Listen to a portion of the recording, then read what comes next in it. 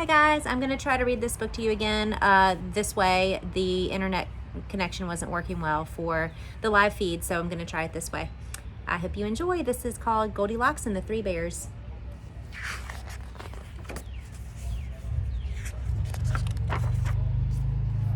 Once there was a little girl called Goldilocks.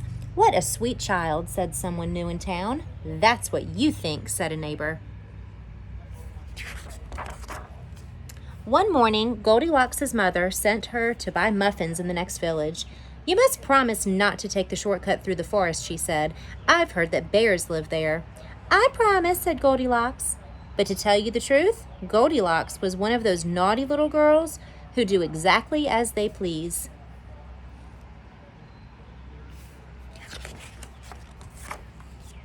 Meanwhile, in a clearing deeper inside the forest, in a charming house all their own, a family of brown bears was sitting down to breakfast.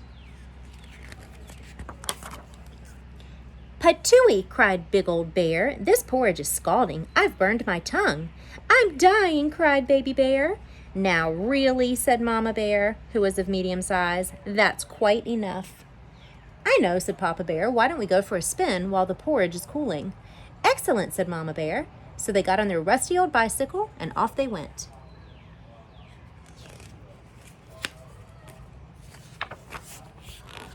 A few minutes later, Goldilocks arrived at the bear's house. She walked right in without even bothering to knock. On the dining room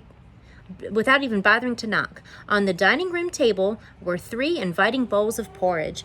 I don't mind if I do, said Goldilocks, helping herself to the biggest bowl.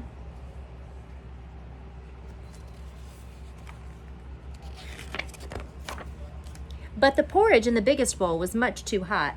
Patooey, cried Goldilocks, and she spat it out. Next, she tasted the porridge in the medium-sized bowl, but that porridge was much too cold. Then Goldilocks tasted the porridge in the little bowl, and it was just right, neither too hot nor too cold. In fact, she liked it so much that she gobbled it all up.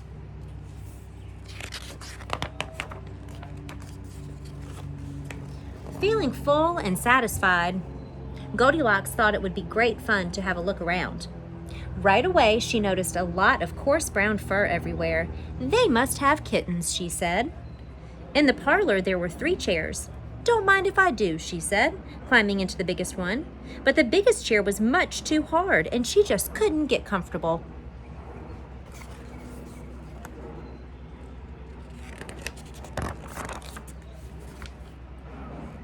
Next, she sat in the medium-sized chair, but that chair was much too soft, and she thought she might never get out of it.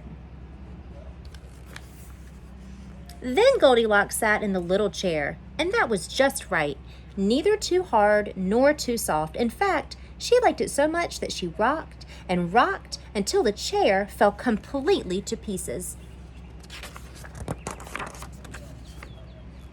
Now, all that rocking left Goldilocks quite tuckered out. I could take a little snooze, she said.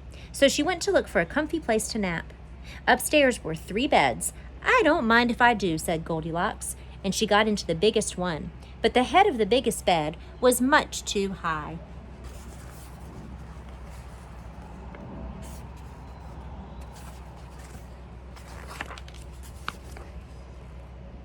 Next, she tried the medium-sized bed, but the head of that bed was much too low. Then Goldilocks tried the little bed, and it was just right. Soon she was all nice and cozy and sound asleep. She did not hear the bears come home. Uh-oh. Let's see what happens. Look how messy that room is. I hope your room isn't that messy. The 3 little bears were mighty hungry, but when they went in for breakfast, they could scarcely believe their eyes. Somebody has been in my porridge, said Papa Bear. Somebody has been in my porridge, said Mama Bear. Somebody has been in my porridge, said Baby Bear, and eaten it all up.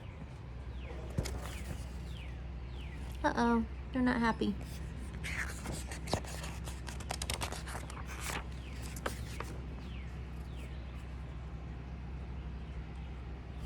In the parlor, the 3 bears were in for another little surprise. Somebody has been sitting in my chair, said Papa Bear. Somebody has been sitting in my chair, said Mama Bear. Somebody has been sitting in my chair, said Baby Bear, and broken it to smithereens. See his broken chair? Aw. The three little bears went upstairs on tiptoe, not knowing what they would discover. At first, everything seemed fine. But then Papa Bear lay down on his big brass bed. "Somebody has been lying in my bed," he cried, and he was not amused.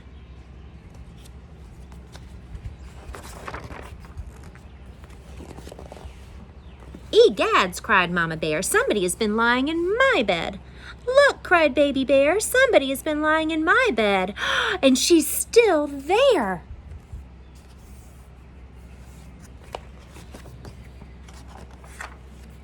"Now see here," roared Papa Bear. Goldilocks woke up with a start, and her eyes nearly popped out of her head, but before the bears could demand a proper explanation, Goldilocks was out of bed, out the window, and on her way home. "Who was that little girl?" asked Baby Bear. "I have no idea," said Mama Bear, "but I hope we never see her again."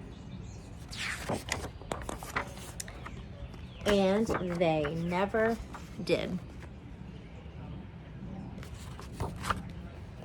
I hope you liked the story. See you next time. Bye.